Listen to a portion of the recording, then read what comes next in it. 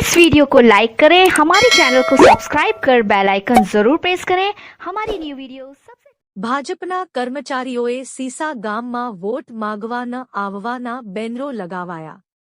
આજરોજ કાલાવડ તાલુકાના શિશાંગ ગામે ક્ષત્રિય સમાજ દ્વારા પુરુષોત્તમ રૂપાલા વિરુદ્ધ નારા લગાવવામાં આવ્યા હતા અને ભાજપ સરકાર વિરુદ્ધ નારા લગાવવામાં આવ્યા હતા। આ કાર્યક્રમમાં ગામ તેમજ આજુબાજુના ગામમાં રહેતા ક્ષત્રિય સમાજ તેમજ ભરવાડ સમાજ દલિત સમાજ સાથે રહીને શિશાંગ ગામમાં તેમજ બસ સ્ટેન્ડે બેનરો લગાડવામાં આવ્યા હતા। આ બેનરોમાં ઉલ્લેખ કરવામાં આવ્યો હતો કે ભાજપના કોઈ પણ કાર્યકરોએ શિશાંગ ગામની અંદર વોટ માગવા આવવું નહીં। જો રાજકોટથી રૂપાલાની ટિકિટ રદ નહીં થાય તો અમે ક્ષત્રિય સમાજ ભાજપ વિરુદ્ધ મતદાન કરીશું અને ભાજપ વિરુદ્ધ મતદાન કરાવીશું।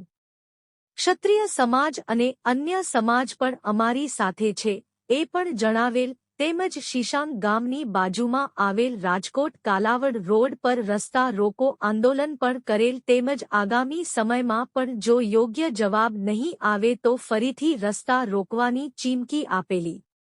હાલ ક્ષત્રિય સમાજમાં ભારે રોષ જોવા મળી રહ્યો છે।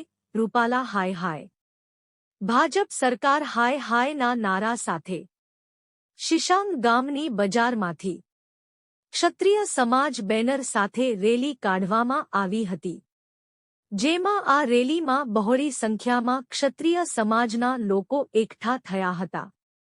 વધુમાં એ પણ જણાવેલ આગામી 14 તારીખે રત્નપર મુકામે ક્ષત્રિય સમાજ દ્વારા મહાસંમેલનનું આયોજન પણ રાખેલ છે, જેમાં સમસ્ત ગુજરાતના ક્ષત્રિય સમાજ હાજરી આપી પરસોત્તમ રૂપાલા વિરુદ્ધ રેલી કાઢશે।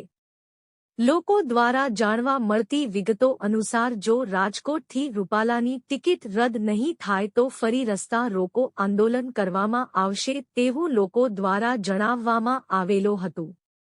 Cameraman Hitarth Barot, reporter Vimal Barot, સિસાંગ।